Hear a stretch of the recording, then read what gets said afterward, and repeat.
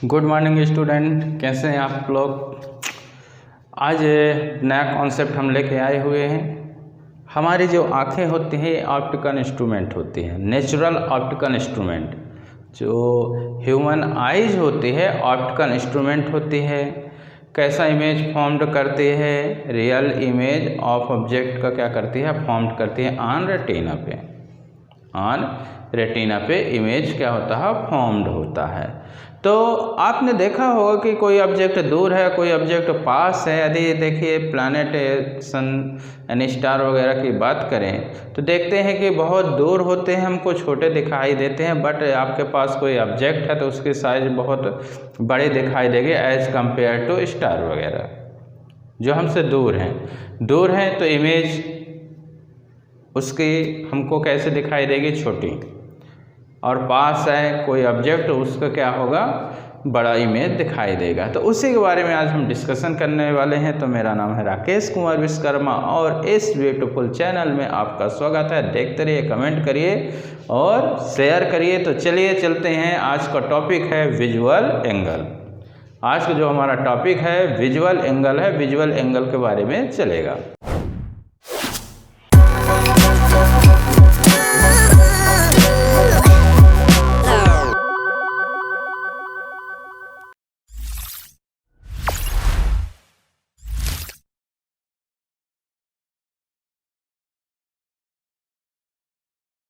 तो जैसा कि हमने बताया कि यदि कोई ऑब्जेक्ट पास है या दूर है तो क्या होता है कि किस पे डिपेंड करेगा, जो हमारी आंखों के रेटिना पे जो एंगल सबटेंड होगा, क्रिएट होगा बाय ऑब्जेक्ट, उस पर क्या करेगा, डिपेंड करेगा।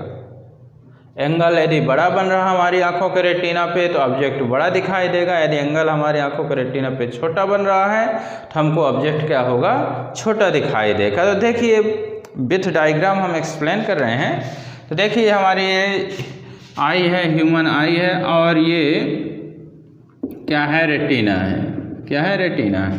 हमने यहाँ पे ऑब्जेक्ट को रखा, पहले ये यहाँ पे ऑब्जेक्ट रख रहे हैं हमने, ये ऑब्जेक्ट रखा यहाँ पे है। अब यहाँ पे है, अब देखिए इमेज कितना कैसे फॉर्म्ड होता है। ये यानी ये ए बी ऑब्जेक्ट है, यहाँ पे ये एंगल क्रिएट हुआ, मान लीजिए अल्फ़ा। कितना मान लिया गया है, अल्फ़ा एंगल क्रिएट कर रहा है। यानी ए बी ऑब्जेक्ट है जो आंखों के रेटिना पे जो एंगल क्रिएट हो रहा है, कितना मान लिया, अल्फ़ा। और ये आपका सी और डी मान लिया, कुछ भी ले सकते हैं, सी डी। ओके, अब अभी ये ऑब्जेक्ट है, कितना एंगल क्रिएट हो रहा है, अल्फ़ा क्रिएट हो रहा है। जो अल्फ़ा एंगल क्रिएट हो रहा है ए बी का, यानी ये किसको डिपेंड कर रहा है, ये हाइट। अब हम क्या कर रहे हैं, और ये रेटिना, ये सी डी। अब देखिए यहाँ पे हम ऑब्जेक्ट को और पास, इसी ऑब्जेक्ट को क्या हम और पास ले जा रहे हैं। ऑब्जेक्ट ए बी को हमने और पास, वही ऑब्जेक्ट है, ऑब्जेक्ट हम चेंज नहीं कर रहे हैं। ये ऑब्जेक्ट हम ले गए, ये यहाँ पे ले गए। जो सेम साइज का ऑब्जेक्ट को हम क्या ले गए, ये ले गए, वहीं पर उसी को आगे मान लीजिए हमने किया। अब देखिए एंगल कितना क्रिएट हो रहा है। अब देखिए ये यहाँ पे देखिए ये एंगल आपका क्रिएट हो रहा है, ये बीटा। तो आप देख रहे हैं कि जो बीटा है, बीटा अल्फ़ा से क्या बन रहा है, ज़्यादा, यानी beta is greater than alpha. Beta क्या होगा, अल्फ़ा से ज़्यादा होगा। और यहाँ पे भी देखिए ये हमने ये यहाँ पे जो हमने C D dash D is greater than क्या बनेगा, सी डी बनेगा। मतलब कि देखिए हम ऑब्जेक्ट दूर है तो एंगल छोटा, ऑब्जेक्ट यदि दूर है तो एंगल क्या है, स्मॉल एंगल बन रहा है। यदि उसी ऑब्जेक्ट को आप पास ले जाएंगे तो एंगल क्या हो जाएगा, बढ़ जाएगा। एंगल क्या हो जाएगा, बढ़ जाएगा। यानी ये आपका यहाँ पे क्या हो रहा है, ये इमेज फॉर्म्ड हो रहा है। तो देख रहे हैं कि ये ऑब्जेक्ट ए बी है तो उसका इमेज क्या है, ये सी डी फॉर्म्ड हुआ। अब उसी ऑब्जेक्ट को हम क्या ले गए, पास ले गए, एंगल बीटा बना, एंगल क्या बना, बीटा बना। तो सी डैश डी डैश क्या है, इमेज फॉर्म्ड हुआ। तो हम ऑब्जेक्ट को जैसे जैसे पास ले जा रहे हैं, अपनी आँखों के पास ले जा रहे हैं, वैसे वैसे एंगल यहाँ का जो बनने वाला है, ऑब्जेक्ट का जो एंगल है subtended by object on I, क्या हो रहा, बढ़ रहा है जैसे जैसे पास रहे। तो इमेज की साइज भी क्या हो रही है, बढ़ रही है। यानी कुल मिलाकर कॉन्सेप्ट ये हुआ कि यदि एंगल दूर ऑब्जेक्ट है तो एंगल छोटा बनेगा, एंगल छोटा बनेगा, ऑब्जेक्ट हमको छोटी दिखाई देगी। ऑब्जेक्ट पास है आँखों के पास है तो जो बाई ऑब्जेक्ट जो एंगल क्रिएट होगा वो बड़ा बनेगा, इमेज हमको क्या बनेगा, बड़ा प्राप्त होगा। यही रीजन्स होता है कि जो दूर चीज़ें हैं, एरोप्लेन जैसे आप देख रहे हैं कि उड़ रहा है तो क्या है, आपको छोटा दिखाई देता, हाइट पे उड़ रहा है, डिस्टेंस पे। जब वही ऑब्जेक्ट यानी प्लेन आपके पास है तो वो क्या है, बड़ा दिखाई देता है। किस कारण से, विजुअल एंगल के कारण से। उस ऑब्जेक्ट के द्वारा हमारी आँखों पे जो एंगल बनेगा, बड़ा एंगल बनेगा तो बड़ा इमेज उसका दिखाई देगा, छोटा एंगल बनेगा तो छोटा इमेज फॉर्म्ड होगा।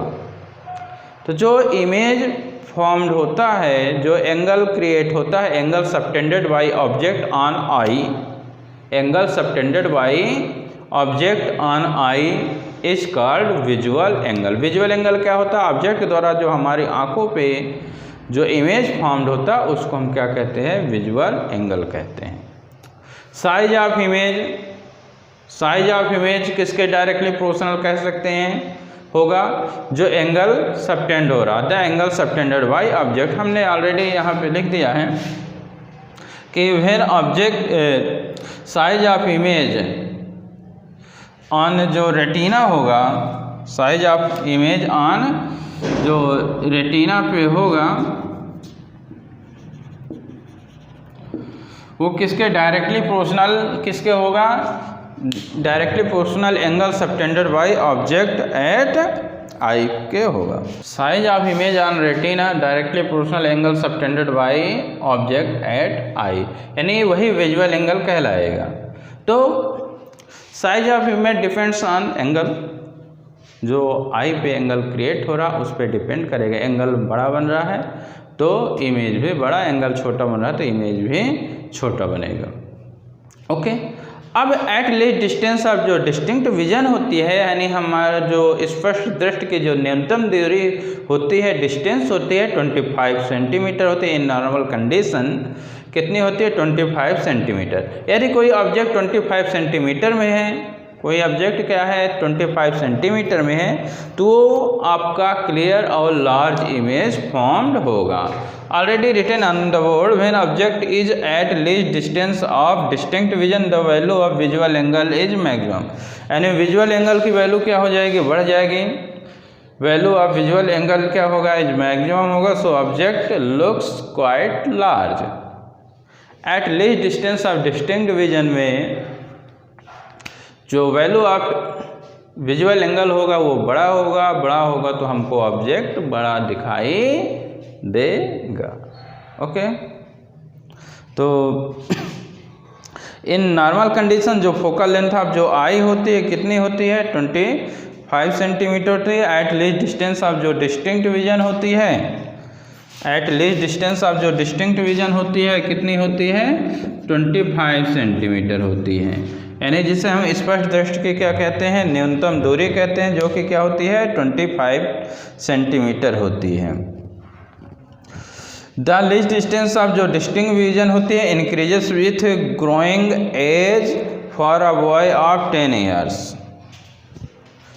तो इसको आपको याद रखना है कि कितना होता है, 25 सेंटीमीटर होता है। Eight least distance, eight least distance of distinct vision हमने कितना बताया है, 25 सेंटीमीटर बताया। कोई ऑब्जेक्ट दूर है उसको आप पास ऐसे ला रहे हैं, पास ला रहे हैं, 25 सेंटीमीटर पे आपको ऑब्जेक्ट क्या है, क्लियर दिखाई दे रहा है।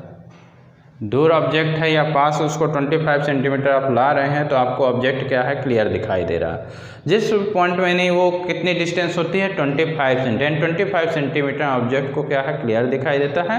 और उस डिस्टेंस को क्या कहते हैं, least distance of distinct vision कहते हैं। 25 सेंटीमीटर पर जो विजुअल एंगल होता है बड़ा बनता है और इमेज भी क्या बनती है, बड़ी हमको दिखाई देती है। और इससे और यदि पास 25 सेंटीमीटर और पास लेते जाओगे तो क्या होगा, पास ले जाने पे क्या है, हमको ऑब्जेक्ट क्या है, क्लियर दिखाई नहीं देगा। तो एट 25 सेंटीमीटर पे विजुअल एंगल बड़ा बनेगा और उसका जो साइज ऑफ इमेज हमको बड़ी दिखाई देगी। तो इसलिए 25 सेंटीमीटर क्या होता है, least distance of distinct vision होता है। इन नॉर्मल कंडीशन जो फोकल लेंथ ऑफ जो आई होता है वो कितना होता है 25 सेंटीमीटर होता है। कितना होता है 25 सेंटीमीटर होता है। Least distance of distinct division increases with growing age for a boy of 10 year old. जैसे जैसे एज बढ़ती जाती है उसकी जो least distance of distinct division भी क्या हो रहे हैं, इंक्रीज होती जाती है। तो देखिए for a boy of 10 years old है, उसमें जो वैल्यू होगी it's value is approximately 7 to 8 centimetre. कितनी होगी 10 ईयर ओल्ड के लिए least distance of distinct division 7 to 8 centimetre. आज जिसकी यह 60 ईयर्स ओल्ड है, कोई पर्सन है 60 ईयर ओल्ड से है, उसके लिए कितनी हो जाती है least distance of distinct division होती है 200 सेंटीमीटर होती है। तो एज के अकॉर्डिंग क्या होती है, चेंज हो रही है। तो एवरेज जो मानी गई है, एवरेज वो कितना माना गया है 25 सेंटीमीटर आपका माना गया। ओके, तो ये वीडियो आपको कैसा लगा कमेंट करके ज़रूर बताइएगा, शेयर करिएगा, अच्छा से अच्छा लाने की कोशिश करेंगे। Okay, thank you.